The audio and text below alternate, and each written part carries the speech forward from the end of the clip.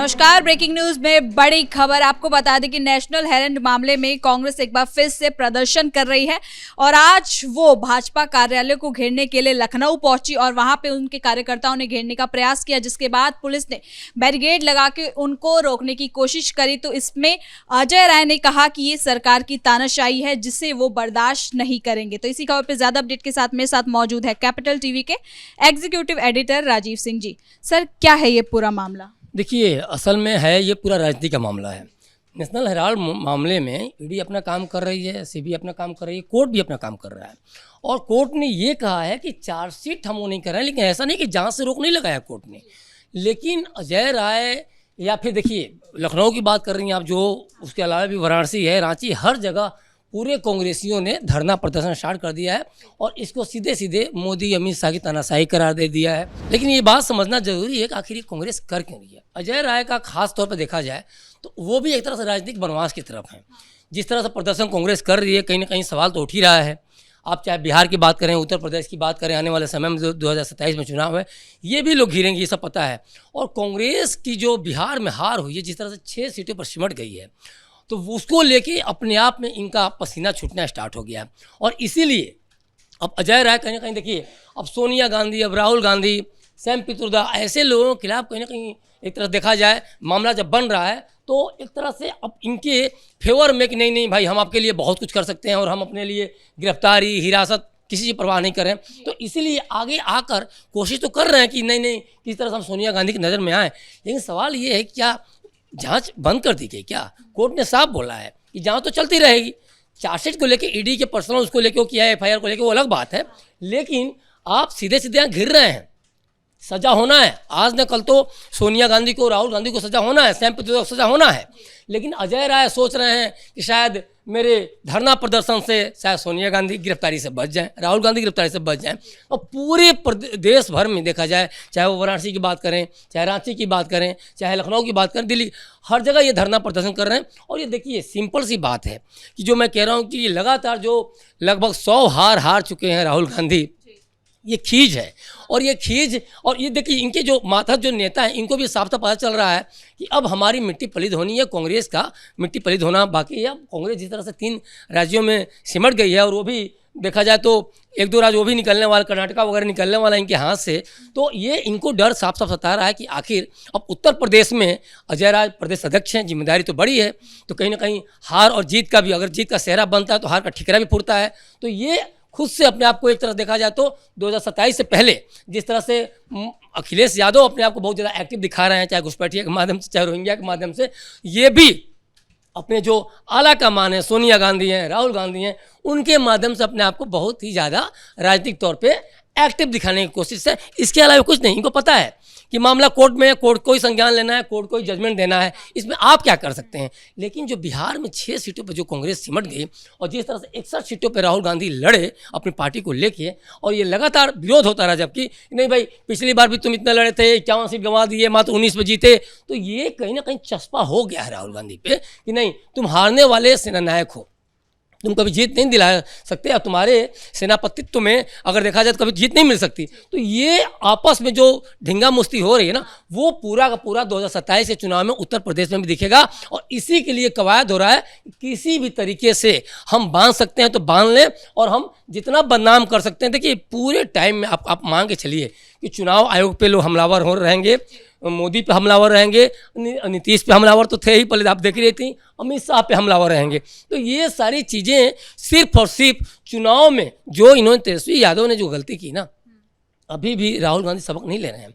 अभी भी जिस तरह से 14 तारीख को वो धरना प्रदर्शन दिल्ली में कर रहे थे, चुनाव आयोग को लेके, SIR को लेके, वोट चोरी को लेके, तो ये इनको बताना समझना ज़रूरी है कि अगर आप जनता के मुद्दों की राजनीति नहीं करेंगे, अगर आप जनता के बीच में उस प्रदेश का रोड मैप, विजन पेश नहीं करेंगे, तो आपकी और भी बुरी हार होनी है, इसमें कोई दो राय नहीं है। और उत्तर प्रदेश में तो वैसे भी आप जब अमेठी हार जाते हैं तो फिर बचा क्या है, ठीक है ना। तो ये सारी चीज़ें बताने काफ़ी कि जिस तरह गांधी परिवार के प्रति लोगों का एक मोह भंग हुआ है, अब वो धरना प्रदर्शन से और आरोप प्रत्यारोप की राजनीति से आप जनता का विश्वास हासिल नहीं कर सकते और जनता को कहीं ना कहीं वोट हासिल नहीं कर सकते। लेकिन सर, कांग्रेस ये भी आरोप लगा रही है कि एजेंसियां जो हैं वो बीजेपी के अंडर काम कर रही हैं। नहीं नहीं, तो पिंजरे का तोता किसको कहा गया था?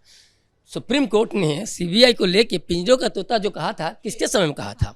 और घोटालों की जो फहरिस्त है, लंबी जो लिस्ट है, किसके समय की है? आज़ाद भारत में अगर देखा जाए सबसे ज़्यादा घोटालों की लिस्ट है। हम अगर गिनती करने लगे तो हमारा पूरा 10 मिनट ऐसे गुजर जाएगा। तो किसके समय का है? और मोदी एरा में जो आज जो तीसरी बार 11वें साल में जो मोदी का शासन प्रवेश किया, एक भी घोटाला कोई आरोप है तो कोई बता दे कोई। तो ये कांग्रेस कम से कम मत बताए, ये घोटालों के सरदार हैं कांग्रेस पार्टी। तो ये कम से कम मत बताए कि आरोप प्रत्यारोप और एजेंसियां किसके सर पे कार्रवाई कर रही हैं। मतलब देखिए, एक बात तय मानिए, इसको मैं थोड़ा सा कनेक्ट कर रहा हूँ बिहार से। जिस तरह से महागठबंधन में राहुल गांधी और तेजस्वी यादव लड़ते रहे और उसके बाद ये करते रहे कि सब कुछ मोदी के इशारे पर हो रहा है, सब कुछ शाह के इशारे पर हो रहा है, सब कुछ चुनाव आयोग करने की मिली भगत, ये सब कुछ इनके समय में हुआ है। ठीक है, जो आपको चावला जो चुनाव आयुक्त थे, तो इनके बारे में कोई अब ना बताए तो ज़्यादा बेहतर है। तो देखिए, ये जो अपने समय में इन्होंने किया है वो सीधे सीधे ओवरलैप करने की कोशिश कर रहे हैं कि नहीं नहीं, जैसा हम लोग कर रहे थे वैसे बीजेपी में भी हो रहा होगा। बीजेपी दूध की धूली नहीं, वो ऐसा अपने को लेकर सोचते हैं। उनको शासन प्रशासन का आइडिया है कि कैसे कांग्रेस समय में धांधली होती थी, कैसे घोटाले होते थे, कैसे ईडी इशारे बनाती थी, कैसे सीबीआई इशारे बनाता था। तो ये सारी चीज़ें बताने के सुप्रीम कोर्ट तक इन लोगों की देखा जाए तो कहीं ना कहीं, और हाईकोर्ट तक कहीं ना कहीं इन लोगों की दखलंदाजी थी। ये बताने के लिए अभी भी ये अगर बोल रहे हैं तो इनको शर्म आनी चाहिए कि आखिर किस बिहार पर बोल रहे हैं। क्योंकि आप बोलते हैं और आप ही का ट्विटर, आपके जो राहुल बाबा हैं उन्हीं के ट्विटर अकाउंट पर नीचे कमेंट में आने लगते हैं, पूरा पोल पट्टी लोग खोलने लगते हैं। तो ये बताने की जरूरत नहीं है कि कैसे सोनिया गांधी ने मनमोहन सिंह के साथ जो पीएम बना के 2 बार क्यों बनाया उन्होंने, और कैसे शासन होता रहा, कैसे डमी प्रधानमंत्री एक तरह से लॉन्च करके इन्होंने अपना जो भी करना था उन्होंने किया। ये बताने की जरूरत नहीं है कि कैसे लालू यादव को बचाने के लिए कांग्रेस ने देवगौड़ा सरकार से कैसे समर्थन खींच लिया था। ये बताने की जरूरत नहीं है कि कैसे आई.के. गुजराल को कांग्रेस से सह पे कहीं ना कहीं प्रेशर में लाया जा रहा था। तो ये सारा कुछ इन्होंने किया है और इसीलिए तमाम, देखिए जो राजीव राय वगैरह जो थे, जो सीबीआई निदेशक वगैरह, इनको लेके कई सारे बवाल हुए। हम लोग काफ़ी इस पर स्टोरी भी कवर किए। तो इनको बताने की एकदम जरूरत नहीं है। राफेल का आप मुद्दा उठाएं, चाहे कोई भी मुद्दा उठाएं, आपके पास प्रूफ नहीं होता है, सब उल्टा पड़ जाता है। चौकीदार चोर है और फिर आप हार जाते हैं। मोदी जी तो नहीं आ रहे, मोदी जी तो और ज़्यादा प्रचंड बहुमत से आए। तो आप ये मत बताइए, क्योंकि जनता को पता है कि आप क्या करते हैं, क्या सोचते हैं, और सबसे बड़ी कौन सी ऐसी पार्टी है जो सबसे बड़ी लुटेरी है, कौन सबसे बड़ी चोर पार्टी है। तो ये कांग्रेस न बताए तो ज़्यादा बेहतर है, क्योंकि सब कुछ आईने के सामने समान साफ है।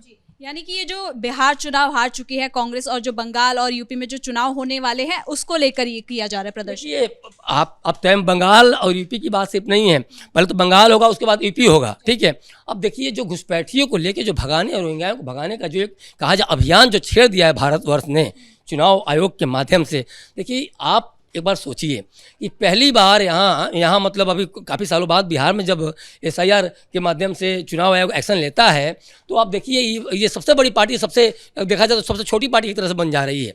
ऐसे देखा जाए एक बड़ी पार्टी होने के तौर पे 25 सीटें 75 से चली आ रही है राजद। कांग्रेस की मिट्टी पल्ली देखिए 2010 के बाद फिर से एक बार। तो आप सोचिए कि क्या होने वाला है बंगाल में। आज ममता बनर्जी क्यों गरज रही हैं? उनको पता है कि बिहार फिर से एक बार लिखा जाएगा बंगाल में। उनको पता है अखिलेश यादव को कि बिहार फिर दूसरी बार फिर लिखा जाएगा उत्तर प्रदेश में। सबको पता है। उसके बाद भी देखिए कई सारे चुनाव हैं, अपकमिंग जो इलेक्शंस हैं वो पुदुचेरी का है, आपको केरला का है, तमिलनाडु का है। तो इन सब में अगर कांग्रेस हारती है तो सोचिए कि महागठबंधन में के साथ शेयरिंग करने बराबर भी नहीं बच पाएगी, जिस तरह से बिहार में ये हाल हुआ।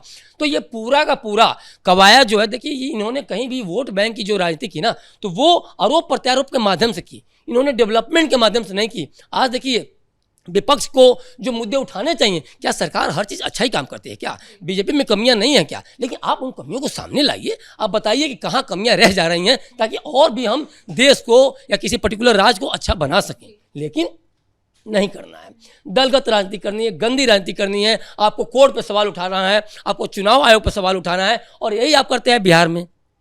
जो बुरी हार हुई और अब प्रचंड जीत एनडीए की हुई, क्यों हुई? आपके इसी विजन या इसी रोड मैप के नहीं होने के चलते हुई और आप लगातार जो सीट शेयरिंग पे बवाल करते रहे, लड़ते रहे, उसके बाद आपके और राजद के जो नेता हैं नागिन डांस करते रहे, आपके जो प्रदेश अध्यक्ष हैं सोचिए, और उसके बाद जो अलवारू हैं जो चुनाव आयोग प्रभारी, दोनों लोगों पे सोचिए, कांग्रेस के इन दोनों लोगों पे इतने बड़े दायित्व पे आप संगठन में हैं और 5-5 करोड़ रुपए चंदा लेकर टिकट बांटने के आरोप लगे, तो फिर ये कहाँ जाएगा? ये फ्रस्ट्रेशन। और ये भी लोग कह रहे हैं कि हम राहुल गांधी को मेल कर रहे हैं, लेकिन मेल तो पहुंच ही नहीं पा रहा है, पढ़ ही नहीं पा रहे हैं। तो तमाम चीज़ें जो है ना, तो ये कांग्रेस को कहा जाए और राहुल गांधी को डिप्रेशन में। और अब तो देखा जाए तो राज्यसभा के चुनाव की लड़ाई लड़ रहे हैं ये लोग, सीटें बंदर बाट मतलब ये हो रही है। तो ये सारी चीज़ें बताने के लिए काफ़ी है।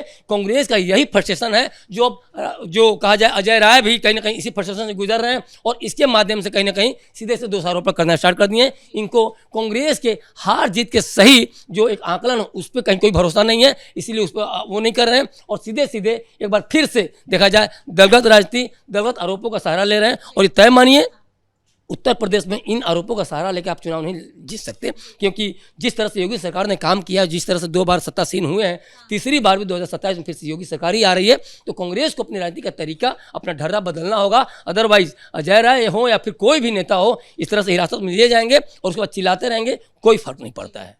बहुत बहुत धन्यवाद सर इन तमाम जानकारी के लिए। तो कुल मिलाकर जो कांग्रेस का प्रदर्शन है वो लगातार जारी है। लखनऊ में वो बीजेपी कार्यालय को घेरने की कोशिश कर रहे हैं, लेकिन पुलिस ने बैरिकेडिंग लगा के उन्हें रोकने का प्रयास किया है। फिलहाल ब्रेकिंग न्यूज में इतना ही। कैमरा पर्सन राजकुमार के साथ मैं सृष्टि शाह।